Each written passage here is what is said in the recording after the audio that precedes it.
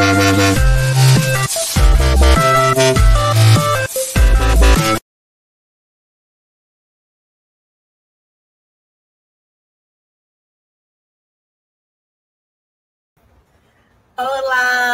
buenas tardes, bienvenidas a la sección Boni Prado.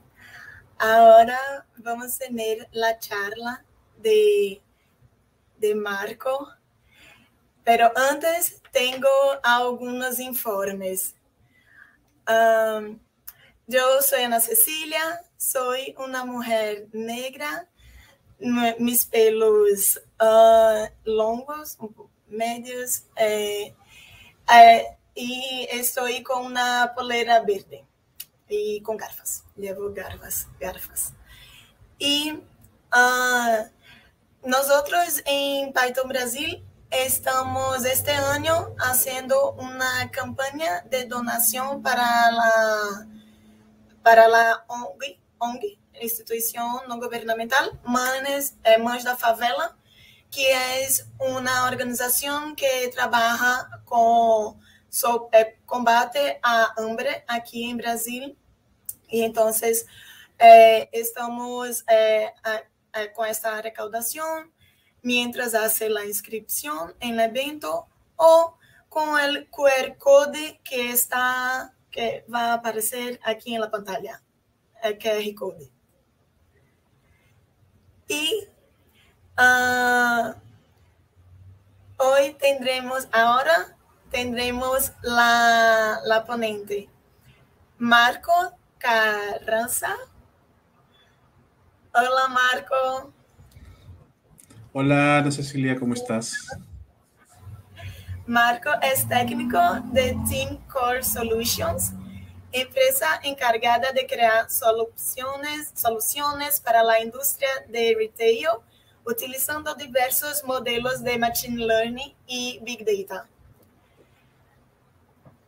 Sí, es tu primer Python Brasil, ¿verdad? Sí, efectivamente es mi primer Python Brasil, no es mi primera PyCon, pero estoy muy agradecido por la invitación. Es un gusto tenerte aquí hablando de tu charla que empezará. Es Python Mutant Nation. Python Mutant Nation. Vamos a... ¿Tu pantalla? ¿Podrías poner la pantalla? Esto es. Listo. Y empecemos a... Buena charla. Gracias. Hola a todos. Durante el año 2021, debido a la pandemia, la mayoría de las empresas de todas las industrias se vieron obligadas a adaptarse y encontrar nuevas formas de operar de forma remota, ejerciendo presión sin precedentes sobre las aplicaciones web y móviles para que sigan siendo fiables y funcionen sin problemas. La necesidad de aplicaciones de la mayor y más alta calidad puso a las pruebas de software en el centro de atención. Cualquier empresa con alguna aplicación o sistema de misión crítico requiere pruebas de software. Hoy en día las pruebas se están automatizando y hay un cambio hacia un modelo mucho más ágil que garantice y mejore la calidad de estas y ayude a minimizar el riesgo de falla de todos estos aplicativos. A pesar del aumento en la velocidad de la entrega de las nuevas versiones de las aplicaciones y el software, en general muchas empresas automatizan menos del 50% de sus pruebas. Sin embargo, la tendencia está cambiando, ya que muchos han reconocido la importancia de la automatización. A continuación, les hablaré un poco sobre un tema que no es tan conocido, las pruebas de mutación, cómo estas funcionan y cómo pueden complementar a las pruebas de software existentes con un esfuerzo inicial relativamente bajo. Yo soy Marco Carranza, soy un emprendedor y cofundador técnico de Team Core Solutions. Soy un usuario de Python desde hace más de 15 años y he tenido la oportunidad de utilizarlo exhaustivamente para desarrollar diversas soluciones tecnológicas de escala global dentro de la industria del retail. Los temas que vamos a tocar en esta charla el día de hoy son básicamente, vamos a ver qué cosa es una prueba de mutación, porque tiene ese nombre tan extraño. ¿Cuál es la diferencia o cómo puedo comparar las pruebas de mutación tradicionales versus el coverage, esta métrica muy utilizada en la industria hoy en día para verificar la calidad de nuestras pruebas unitarias. Veremos rápidamente qué herramientas existen disponibles en todo el ecosistema Python. Haremos una pasada muy rápida por los operadores de mutación, los principales, porque son bastantes. Y finalmente les haré un pequeño demo que les mostrará básicamente el funcionamiento, ¿no? Bueno, ¿qué cosa es una prueba de mutación? Quizá nunca han escuchado el nombre, ya que no es tan conocido. Básicamente, las pruebas de mutación son pruebas de software que lo que buscan es cambiar arbitrariamente el software. Este cambio se llama mutar, de ahí el nombre, con el gran objetivo de que estas pruebas unitarias fallen. Lo que buscamos con las pruebas de mutación es mostrar errores, empezar a detectar problemas y ver casos muy de borde que no se están probando como parte de nuestra suite de testing y ayudarnos a mejorar la calidad de esta. Pero, ¿cuál es cómo puedo comparar las pruebas de mutación con la cobertura de código, ¿no? Bueno, adicionalmente las pruebas de mutación me permiten detectar casos borde en el código. Esto mediante la ejecución de pequeños cambios que se van ejecutando dinámicamente en el código a medida que ejecuto las pruebas. Voy cambiando una línea a la vez. Esto se hace de forma automática mediante las herramientas. No significa que yo tenga que hacerlo. Básicamente se ejecuta el aplicativo o la herramienta para pruebas de mutación y automáticamente nos empieza a hacer pequeños cambios en el código, ¿no? Por ejemplo, algunos cambios son tan simples como cambiar el signo de menor por menor igual, ¿no? Estos pequeños cambios me pueden empezar a generar variantes del código, o mejor dicho, mutaciones del código, que pueden generar no solo errores, sino comportamientos inesperados de ¿no?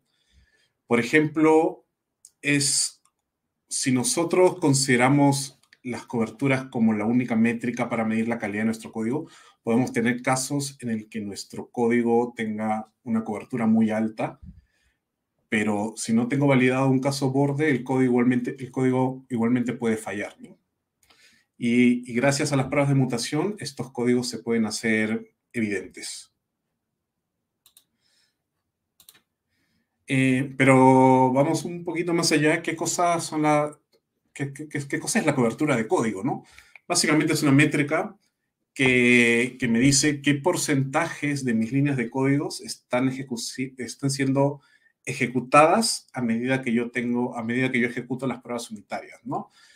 Y normalmente en la industria se recomienda o los especialistas recomiendan tener al menos una cobertura de un 90% para asegurarnos de que nuestro software es confiable, ¿no?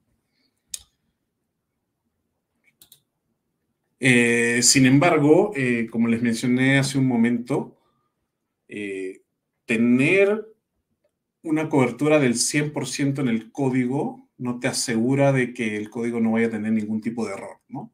Entonces hay que tener cuidado. Esto no quiere decir que la métrica sea mala. O sea, la cobertura de código es una métrica muy útil y es muy positiva para la construcción del software. Sin embargo, también hay que tener cuidado de que en ciertas situaciones puede ser muy engañoso y podemos pensar de que nuestro código es 100% seguro, 100% libre de errores, pero en realidad puede tener algunas falencias. Por ejemplo, veamos acá en la pantalla este ejemplo súper sencillo. Es una función en el cual yo le paso un número y le paso un número como parámetro, y si es que el número es mayor de 10, me devuelve verdadero o true, lo contrario me devuelve un falso. Y al lado derecho tengo una pequeña prueba, una prueba unitaria que me valida los dos casos. La primera prueba me dice, ¿sabes qué? Le pasas como parámetro el valor 11 y yo espero de que me retorne la función verdadero.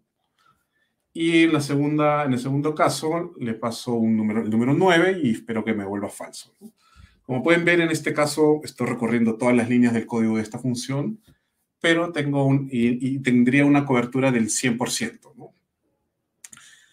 Sin embargo, ¿qué pasa si es que yo a la misma función le paso, en vez de un número, le paso un texto, ¿no? Si hago esto, automáticamente va a fallar. Va a fallar porque en ningún momento dentro de esta función estoy validando los tipos de datos y tampoco estoy poniendo algún tipo de excepción o algo que me ayude a detectar ese problema, ¿no?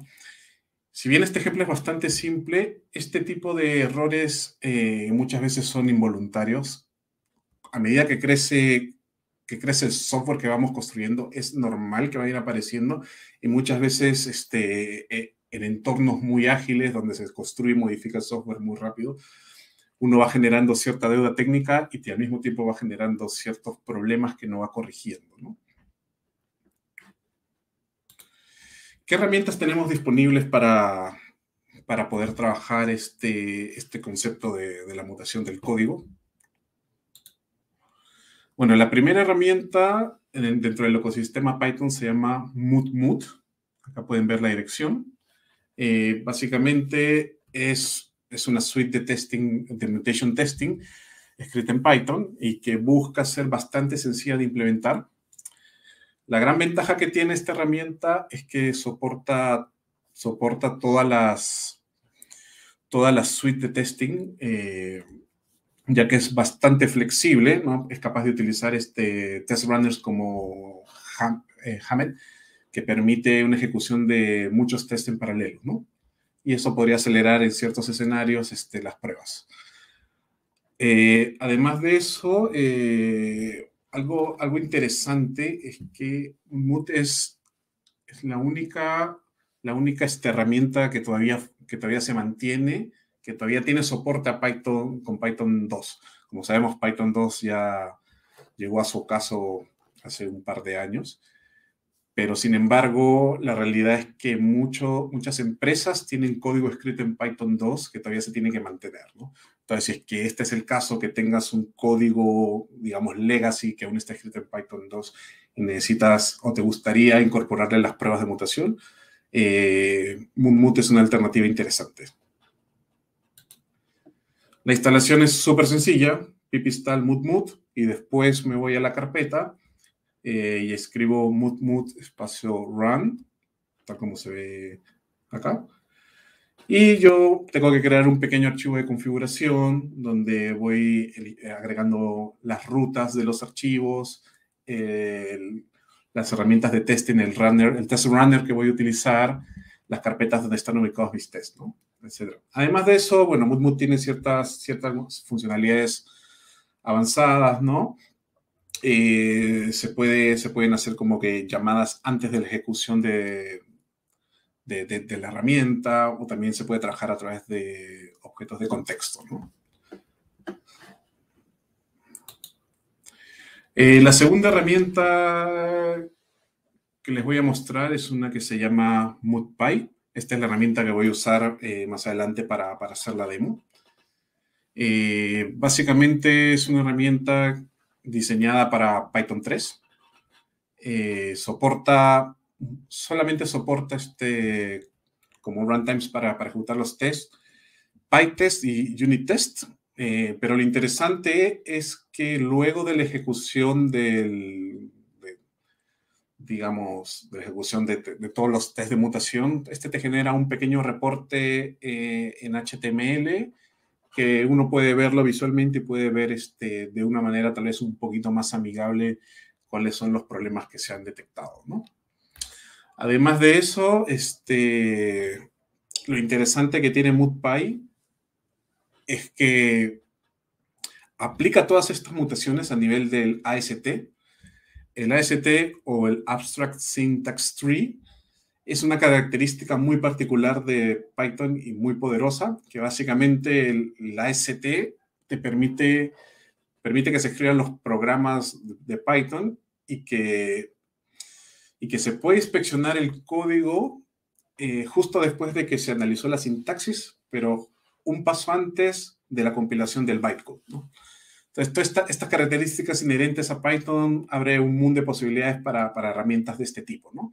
Entonces, acá les dejo un enlace que es muy interesante y puede permitir Bueno, si les interesa leer un poquito más acerca del ST, pueden visitar este link. La instalación de MoodPy es bastante simple, pip install MoodPy. Y bueno, acá les quiero mostrar un pequeño ejemplo acerca de una función que simula la multiplicación de dos números. Al lado izquierdo tenemos la función que básicamente se le pasan dos números y devuelve la multiplicación de ambos. Bastante simple. Y al lado derecho tenemos una prueba unitaria en el cual yo llamo a la función y valido que la multiplicación de dos números sea 4. Muy simple el ejemplo. Entonces, si yo quisiera usar MoodPy, básicamente tengo que entrar a la carpeta donde tengo mi código, escribir mood.py, elegir el destino, el target, que sería el nombre de mi módulo que voy a probar. En este caso es Calculator, que si volvemos al slide anterior, es el nombre del archivo con el código. Después elijo el test runner, que va a ser unit test, que es con el que está escrito, y elijo el nombre del archivo donde están mis pruebas unitarias, que es test calculator, que si vemos también en el slide anterior, este es el nombre del archivo, test-calculator.py. Entonces, al ejecutarse, automáticamente lo primero que hace MoodPy es corre internamente mis pruebas unitarias. Luego de que pasaron las pruebas unitarias, empieza a modificar el código fuente. Por ejemplo, lo primero que hace, si ven en esta parte del código, lo que hizo fue cambiar la multiplicación por una división. Y automáticamente me dice, oye, ¿sabes qué? Esta mutación fue destruida porque mi prueba unitaria fue capaz de detectar ese error. De la misma forma lo hace otro cambio en el código y nuevamente se vuelven a ejecutar las pruebas unitarias. Y también este cambio es capturado por mis pruebas unitarias previamente existentes y la mutación es destruida. Sin embargo, si vemos el tercer ejemplo, lo que se hace es se cambia el operador por la operación de potencia y me dice que automáticamente la mutación sobrevivió. Esto quiere decir que si yo hago este cambio la multiplicación por la potencia, básicamente el resultado de mi prueba unitaria es la misma, ya que 2 por 2 es 4 y 2 elevado a la 2 también es 4. Entonces este tipo de error genera una mutación en el código y MoodPy lo que hace es me dice, oye, esta mutación sobrevivió, ojo con eso, tienes que cambiarlo. Y al final me dice, básicamente te hace un resumen, ¿no? Generé 4 mutaciones, pero una sobrevivió. Entonces, la idea de esta mutación que sobrevive es que nosotros vayamos a digamos, a revisarla y modificarla para hay dos opciones, ¿no? Podemos hacer una mejor prueba unitaria o simplemente podemos refactorizar el código, ¿no? ¿Qué operadores de mutación existen y qué son? Básicamente los operadores de mutación son funciones que se encargan de hacer cambios sobre el código existente, ¿no? Cada cambio que se genera sobre el código me genera un mutante, un código cambiado, una mutación. Entonces, para ello lo que se hace es voy modificando las expresiones o cambio alguno de los operadores. Estos cambios pueden ser, en algunos casos, aritméticos, cambiar las relaciones, se puede cambiar la condición lógica, etcétera, etcétera, ¿no? Rápidamente veamos que existen, bueno, les voy a mostrar los principales, tres operadores. El primero es el ASR, el Assignment Operator Replacement. Básicamente lo que busca es cambiar la forma como yo asigno ciertos valores. Y, por ejemplo, yo reemplazaría la asignación del más igual, que se utiliza para agregarle valores a una variable, por un menos igual. Entonces, acá en un ejemplo muy sencillo, si yo tengo una función que itera valores y los va sumando, la mutación lo que haría es, en vez de sumarlos, los restaría. El siguiente operador es el CPR, que es el reemplazo de constantes. Este también es súper sencillo.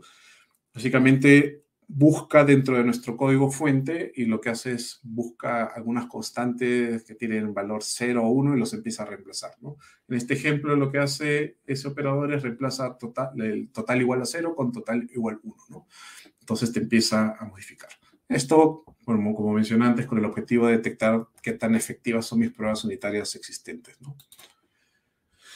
Y el tercer operador es el ROR, el reemplazo de relaciones operacionales, que también busca cambiar operaciones como, por ejemplo, como una variable es igual o una expresión es igual a otra con no es igual, ¿no? Acá lo podemos ver. Y básicamente, MutPy lo que hace es, dentro de nuestro código, empieza a hacer cambios, ¿no? Y acá podemos ver en este ejemplo que se cambió la igualdad por no es igual, ¿no? Para tratar de capturar más errores. ¿Qué otros operadores existen? Existen una gran variedad, existen, como pueden ver, existen muchísimos, son más de 20. Hay algunos operadores que empiezan a modificar el código y agregan la sentencia break o continue, los empiezan a modificar. Hay otros como que empiezan a modificar los decoradores del código, a veces quitan decoradores. En otros casos revisan mi código y buscan partes donde yo esté eliminando mi código o esté borrando alguna variable y comentan esa línea o la quitan. Y en otros casos hacen lo mismo, pero con ciertos operadores lógicos, ¿no? Además de eso, lo interesante que tiene MutPy es que tiene ciertos operadores experimentales que ya todavía se están estudiando porque estos son un poco más agresivos. Lo que hacen es, te cambian mucho más el código, ya no son tan sencillos. Por ejemplo, pueden agarrar iteraciones y las invierten, o pueden crearte decoradores ficticios dentro de tu código para ver cómo se va comportando, ¿no? El detalle es que si nosotros activamos los operadores experimentales, se va a generar muchas variantes del código y la revisión de ese código puede ser muy exhaustiva, ¿no? Luego, bueno, cuando vimos los pequeños logs de la salida de MutPy, se generaban ciertos mutantes, o sea, cierto código que había cambiado. Entonces, ¿cómo llamamos ese código? Hay casos en los que este código que cambia se llama como que mutantes sobrevivientes o supervivencia de mutantes. Entonces, ¿qué es lo que pasa cuando este código mutante sobrevive a las pruebas? Básicamente pueden suceder dos cosas. Uno, como les mencioné al inicio, significa que mis casos de prueba no son lo suficientemente buenos. Eso quiere decir que no tengo suficientes casos o los ejemplos son demasiado básicos. Entonces, al tener ejemplos bastante sencillos, al tener ejemplos muy sencillos, mis pruebas no son capaces de capturar las variantes. Y el segundo caso, que es súper importante, es cuando se generan equivalencias entre el programa original y el mutante. Entonces, esto es súper peligroso porque puede ser engañoso. Yo puedo pensar que estoy probando adecuadamente una porción de código, pero al mismo tiempo puedo tener el problema de que a futuro, a medida que se vaya modificando este código, se pueden inducir ciertos errores, ¿no? Por ejemplo, veamos un caso puntual. Al lado izquierdo tenemos el código original. Acá tenemos una pequeña iteración donde básicamente la instrucción se va a repetir siempre y cuando el valor de i sea menor que 11. Pero el código mutante equivalente cambia la comparación lógica de menor por no es igual. Entonces, si se dan cuenta, estos dos códigos sintácticamente son distintos, pero el resultado es el mismo, ¿no? Esto es muy difícil de detectar por una suite o por herramientas de testing tradicional. Pero ¿cuál es el problema de fondo? En que a veces podemos darnos con estos casos y como el código cambia a lo largo del tiempo y le vamos agregando funcionalidad, lo vamos refactorizando, puede darse un caso extremo como este, ¿no? Que decidí en mi código ya no sumarle el valor de 1, sino el valor de 5. Entonces, si se da este caso, el código original va a seguir funcionando, pero el código mutante equivalente va a generar un ciclo infinito, ya que ya no estaría respetando la lógica. Entonces, un poco el objetivo de estas equivalencias es tratarlas con mucho cuidado y ver cómo podemos tal vez refactorizarlas o validarlas de otra manera. Bueno, a continuación voy a hacerles un pequeño demo. Déjenme cambiar de pantalla.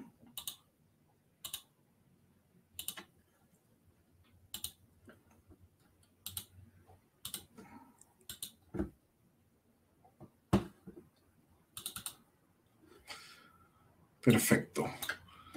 Bueno, acá tenemos un pequeño ejemplo. Es bastante sencillo. Es una pequeña clase en la cual se creó para agregar contactos de personas. Puedo agregar contactos, puedo obtener los contactos, puedo eliminar ciertos contactos, etcétera, etcétera, etcétera, etcétera. Puedo imprimir los contactos y también tiene algunas funciones adicionales que si bien no son parte del alcance, lo que buscan es que grabar y serializar la información que tiene la clase, ¿no? Bastante simple de entender. Y bueno, acá dentro de la clase tiene algunas partes, algunas partecitas comentadas. Y en el lado derecho podemos ver una prueba unitaria. En realidad son dos, pero la segunda prueba unitaria está comentada para mostrarles un caso detectado por las pruebas de mutación. Básicamente la prueba lo que hace es generar un registro y después elimina los registros y como segunda prueba lo que hace es buscar un texto, buscar un usuario por email. Entonces, lo primero que vamos a hacer es ejecutar las pruebas unitarias estándares para verificar que efectivamente todo está funcionando. Como pueden ver, las pruebas corren muy rápido, todas pasaron, no hubo ningún problema. Y ahora vamos a ejecutar las pruebas de mutación. Como les mencioné al inicio, la sintaxis es bastante sencilla. Lo primero que tengo que hacer es ejecutar el comando de MutPy. Luego elijo el nombre del módulo con target. Después la suite de testing que estoy utilizando, en este caso es unit test. Y el nombre del archivo se llama test.py. Y luego, bueno, ejecuto los flags estándares de MutPy y agrego este flag de reporte HTML. Podemos ver que esto lo que va a hacer es que genere automáticamente un reporte de resumen. Ahí el flag C lo que hace es básicamente imprime con colores lo que está en la consola. Entonces ejecuto las pruebas de mutación. Podemos ver que se ejecutaron muy rápido en este caso y me dicen, generamos 6 mutaciones, de las cuales 2 mutaciones fueron destruidas. Esto quiere decir que las mutaciones fueron capturadas por las pruebas unitarias existentes. Sin embargo, se generaron 4 variantes del código que no están adecuadamente controladas, ¿no?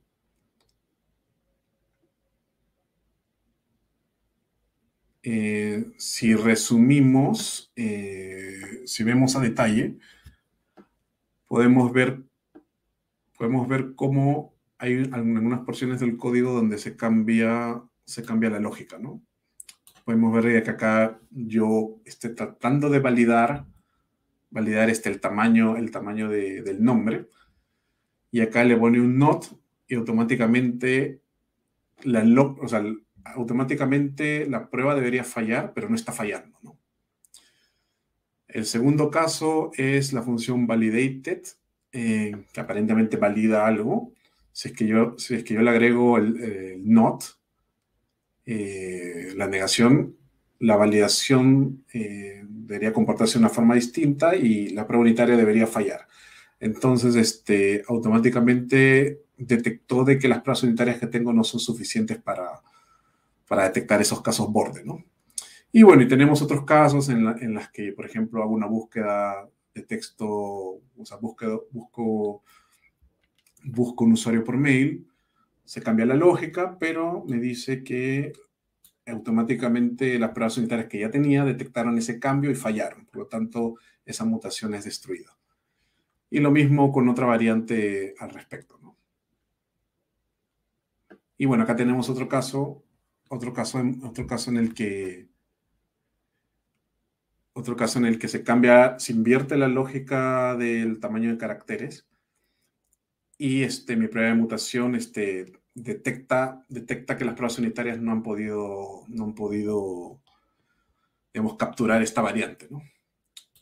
Entonces, para validar, si yo veo en una de las pruebas, había una sección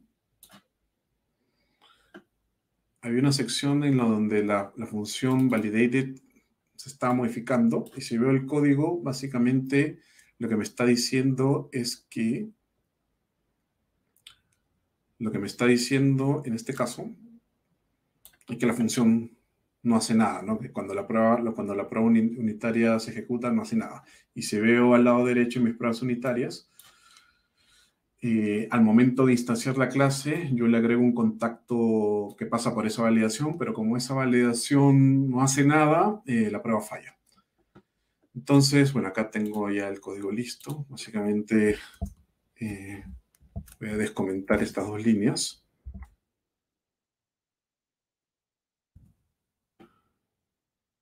Ese es el primer caso que vamos a validar. Y el segundo caso es, voy a agregar una prueba unitaria, ya que tuve varias variantes del código en el cual el tamaño del nombre no era el adecuado y por lo tanto mis pruebas unitarias no existían. O sea, en este momento no tengo ninguna prueba unitaria capaz de capturar el tamaño del nombre, ¿no?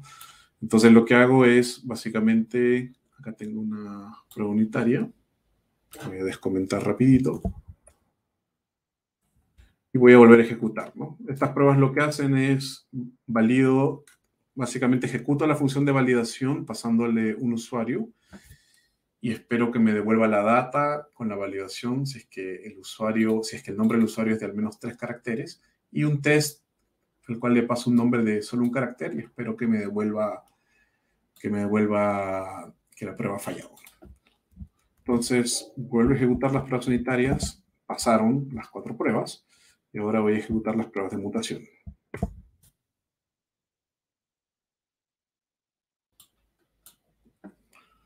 Entonces, si se dan cuenta, en esta ocasión las pruebas unitarias, o sea, las pruebas de mutación se están demorando mucho más, porque al final lo que hace esta suite de testing es empieza a aplicar todos los operadores y trata de buscar algún caso de borde y se detiene si es que detecta algún problema, ¿no?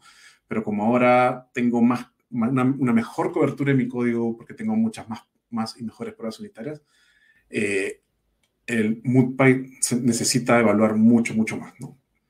Entonces, si vemos el resumen, tuvimos varias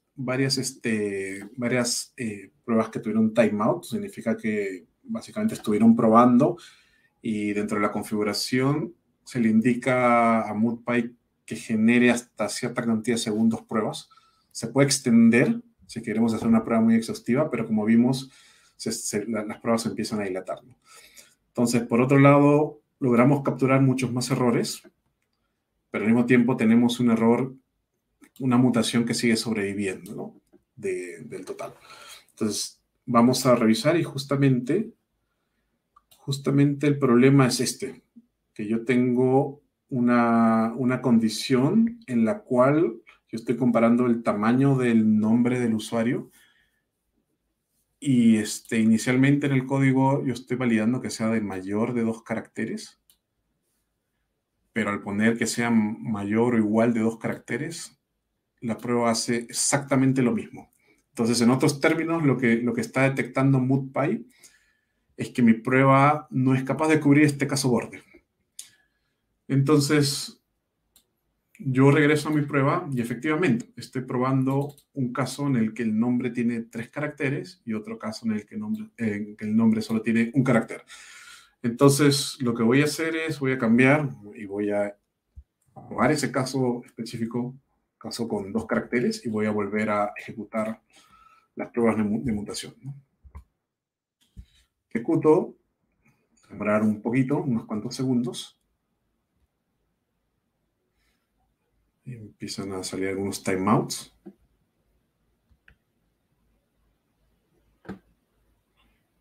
Cuando se empiezan a demorar las pruebas de mutación, significa que están probando una mayor cantidad de operadores. Y vemos que el resultado es satisfactorio, ¿no? Todas las mutaciones se destruyeron, algunas tuvieron timeout, que podríamos, con un poquito más de tiempo, podríamos evaluar más operadores.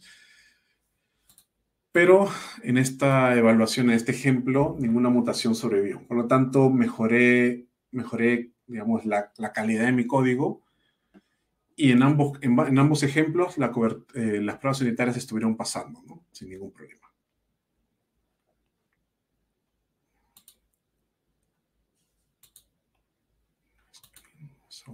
Voy a volver a la presentación. Un segundo, por favor.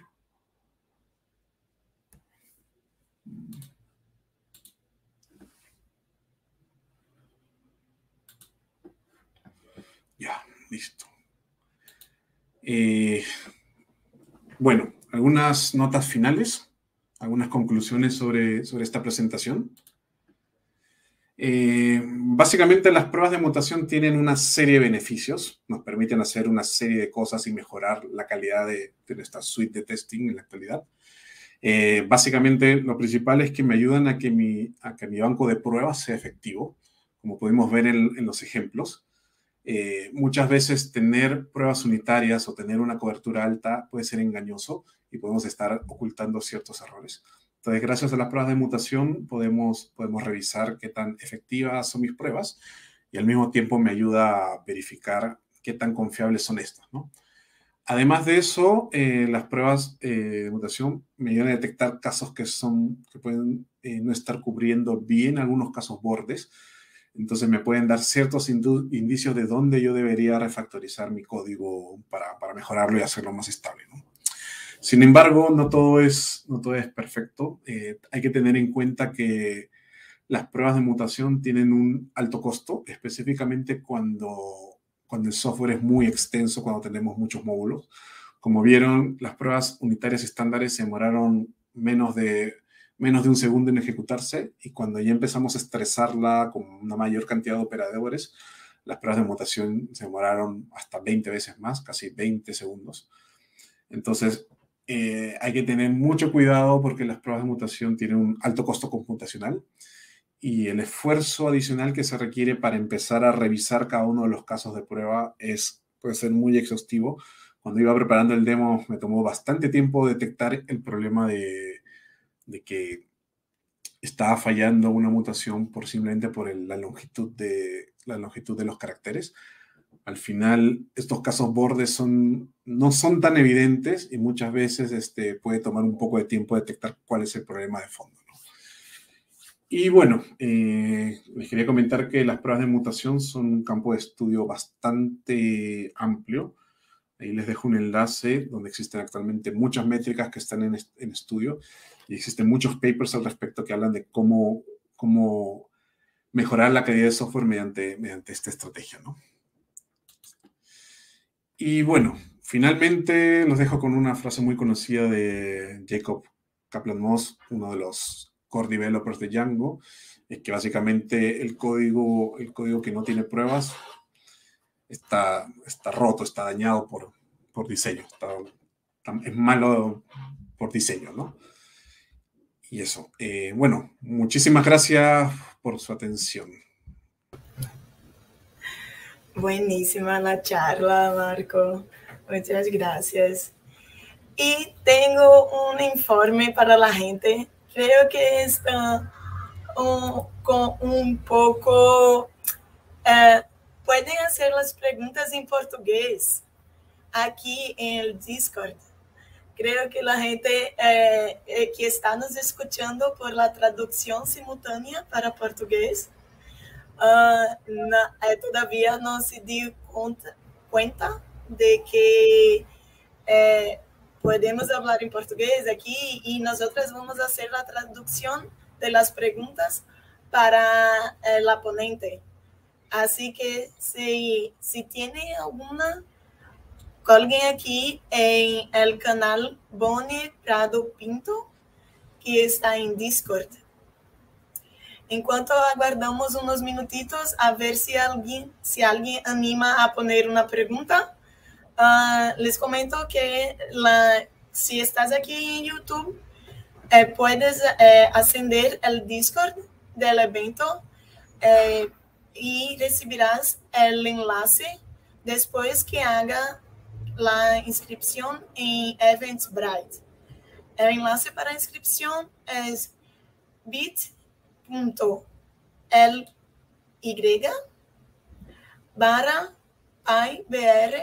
2021.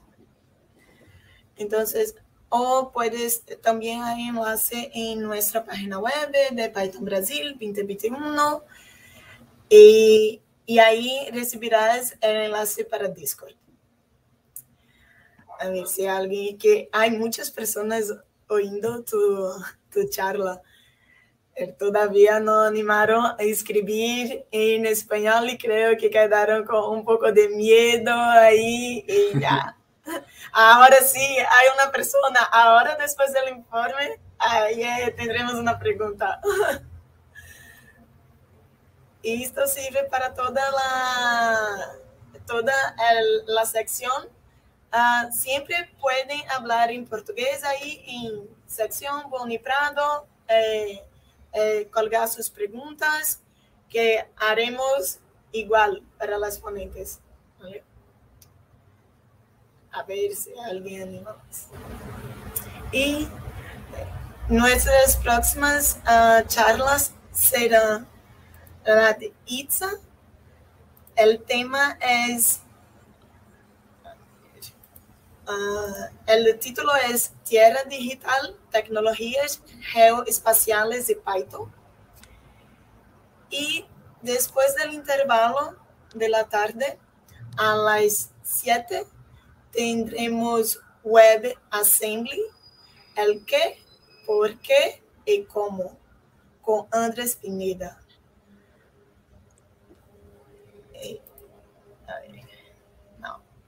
Todavía no tenemos preguntas, pero animo que tú vas a Discord de Marco, porfa, para que sigamos hablando y compartiendo durante el evento. Y muchas gracias por la charla y por participar de Python Brasil. Muchas gracias a ustedes. Y éxitos en toda esta jornada durante toda la semana. Muchas gracias. Volveremos en un rato.